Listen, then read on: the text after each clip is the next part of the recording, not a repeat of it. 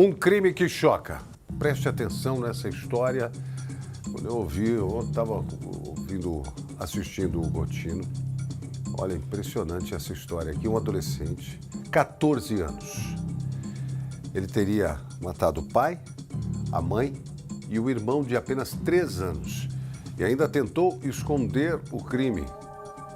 Ele depois confessou o que fez e foi frio. Disse que matou os 3. Motivo? A reportagem conta. Em meio a um caso de desaparecimento, a confissão que mudaria toda a investigação. Confessou numa boa, confessou tranquilamente que fez de uma maneira até fria, para nós que temos bastante experiência nisso aí, nesse tipo de ocorrência, e ele disse não está arrependido. Pai, mãe e o filho caçula foram encontrados mortos no quintal da casa em que moravam. O assassino, o primogênito da família. Eu perguntei para ele qual seria a motivação para isso tudo aqui. Ele é o fato dos meus pais não aceitarem um relacionamento que eu tinha. O enfermeiro Antônio Carlos e a cabeleireira Inália moravam com os filhos em Itaperuna, no interior do Rio de Janeiro. Nas redes sociais, a relação entre pais e filhos parecia amorosa. Inália se declarava para o marido e os filhos. Mas quando foi que tudo isso mudou? A família simplesmente desaparece. O pai, a mãe e o filho caçula. O filho mais velho, no dia seguinte, é que dá o alerta para o restante da família. Procura a avó e diz que os pais não voltaram para casa depois de socorrer o filho mais novo. Segundo o primogênito, o Toninho, apelido do filho mais novo, teria ingerido acidentalmente cacos de vidro.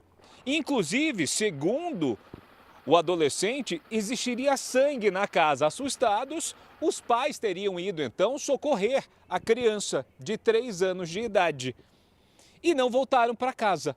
Nossas equipes percorreram todos os hospitais aqui da região e adjacências e nenhum dos hospitais essa família deu entrada com um suposto engasgamento com caco de vidro. Enfim, então aquilo ali gerou um pouco de perplexidade. A Polícia Civil foi acionada, buscas foram feitas na região, mas durante 2 dias, uma pergunta ficou sem resposta. O que teria acontecido com Antônio, Inália e Toninho?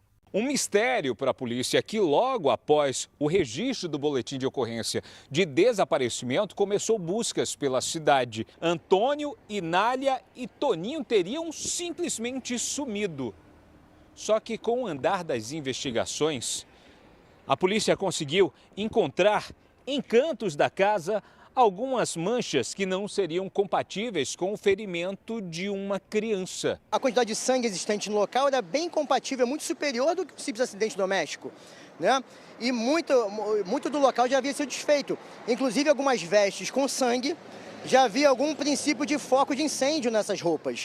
Diante disso, o filho mais velho do casal chamou um tio e confessou algo difícil de acreditar. A família não estava desaparecida, estava morta. Verificamos que ele estava pesquisando como fazer para receber FGTS de falecido. E nos disse que o pai dele teria uma quantia de cerca de R$33 mil para receber de FGTS.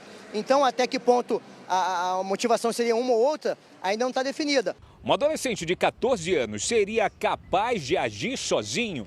É perfeitamente possível que um garoto de 13, 14 anos consiga fazer o uso de uma arma, se tiver alguma experiência anterior, desde que saiba manusear, fazer o uso e fazer um disparo de arma. Tampouco não se pode duvidar da capacidade de um adolescente de fazer a articulação de um crime dessa gravidade. Polícia continua as investigações para saber se o adolescente infrator agiu sozinho ou não, ou se foi induzido por alguém. Inicialmente está respondendo por triplo homicídio, duplamente qualificado, né?